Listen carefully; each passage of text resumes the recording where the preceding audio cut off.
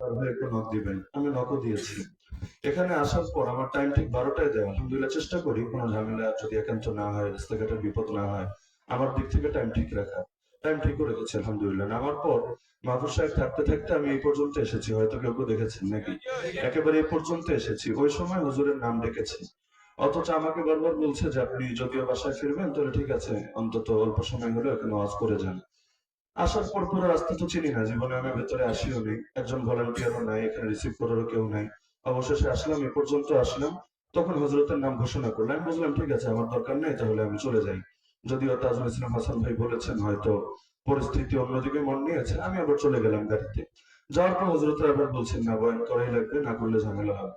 তাই আমি বললাম একজন আলেমকে বসিয়েছেন, এখন তো ওনাকে নামিয়ে দেয়া এটা কোনোভাবেই মুনাসিব না। আমরাই যদি আলেম হয়ে আলেমের শান রক্ষা করতে না পারি, এটা কোশ্চিন কালে, তাহলে জাতি কিভাবে রক্ষা করবে?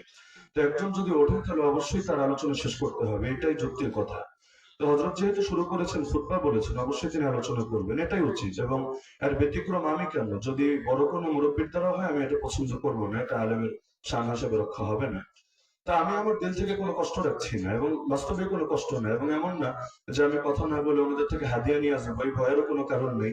আলহামদুলিল্লাহ, আল্লাহ তাআলা মানুষের এই মুখাপেক্ষী বাড়ায় নাই যে মানুষের থেকে টাকা পয়সা নিয়ে আমার চলতে হবে। তো যার কারণে মাদ্রাসারও এখানে ক্ষতি হওয়ার কোনো কারণ নেই।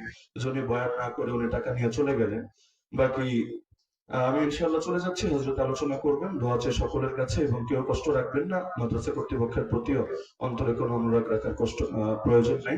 জাযাকুমুল্লাহু খাইরান। আমি দোয়া করি, দোয়া চাই আল্লাহ তাআলা এই মাদ্রাসাকে কবুল করুন, কিয়ামত পর্যন্ত কায়েম এবং দায়েম রাখুন। আমিন। আসসালামু আলাইকুম ওয়া রাহমাতুল্লাহি ওয়া বারাকাতুহু।